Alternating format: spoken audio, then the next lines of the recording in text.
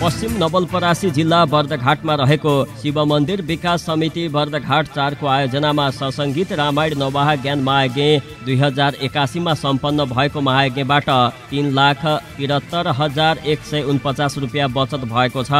2081 साल चैत 17 गतेदेखि 25 गतेसम्म सञ्चालन गरिएको ससङ्गीत रामायण नववाह ज्ञान महायज्ञ 2081 सालका मूल सम्पादन समारोहका संयोजक नन्दलाल नेउपानेको अध्यक्षतामा पत्रकार सम्मेलनको आयोजना गरी आय व्यय रकम सार्वजनिकरण गरिएको हो। शिव मन्दिर विकास समिति बर्दघाट 4 द्वारा आयोजित नववाह ज्ञान महायज्ञको आय व्यय रकम सार्वजनिक कार्यक्रममा रु 3,73,149 रुपियाँ बचत भएको आर्थिक समितिका संयोजक पशुपति नेउपानेले बताउनुभयो। 13,88,079 रुपियाँ हाम्रो आम्दानी रहेको छ, जसमा यो र खर्च हाम्रो 10,14,950 रहेको छ। नगद मौजात यही पैसा छ, त्यो अन्त हामीले ब्याङ्कमा दाखिला गरेका छैनौँ।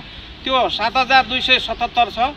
पाउनुपर्ने र उठ्नुपर्ने बाँकी विभिन्न व्यक्तिहरूसँग त्यो लिस्टमा पनि रहेको हुँदा 1,25,874 रुपियाँ बाँकी यहाँ देखिएको छ।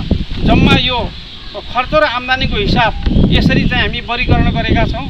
विभिन्न शीर्षकमा खर्च भएका कुराहरूलाई चाहिँ हामीले यो पान्नामा उतारेर मैले तपाईँलाई सुनाएको अवस्थामा यो मात्रै नभएर हाम्रो त्यो ठेलीमा रजिस्टरमा भएका बिल भरपाई भाउचरहरू सबै एकमुष्ट हामी राखेका छौँ।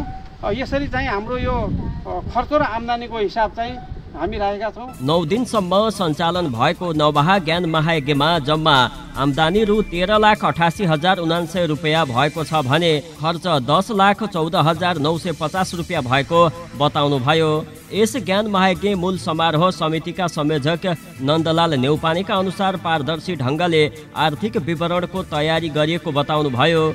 नेउपानेले महायज्ञको हिसाब किताब चुस्त र दुरुस्त राखिएको समेत बताउनुभयो। शिव मन्दिर विकास समिति बर्दघाट 4 को व्यवस्थापन समितिका अध्यक्ष देवी पौडेलले यस यज्ञमा दानदाता सहयोग गर्नुहुने सम्पूर्णलाई धन्यवाद दिँदै मन्दिर परिसरभित्र रहेको सभाघरमा आवश्यक पर्ने भौतिक निर्माण कार्यमा लगानी गर्ने समेत बताउनुभयो। सम्पूर्ण महानुभावहरूलाई मैले चाहिँ यो यज्ञ सफल बनाइदिनु भएकोमा हार्दिक धन्यवाद दिन चाहन्छु र हामीले चाहिँ एकदमै हामीले सोचे अनुसार भन्दा पनि हामीले चाहिँ बढी सफल भएको चाहिँ महसुस गरेको छ। अब केही चाहिँ आर्जन गरेर त्यसबाट चाहिँ पनि कुनै एउटा चाहिँ भौतिक संरचनाहरू के बनाउने भन्ने खालको कुरो त्यो साधारण सवाल। सहकर्मी साथी पप्पु रेग्मीका साथमा बिपी ढकाल, बर्दघाट 4 नवलपरासी।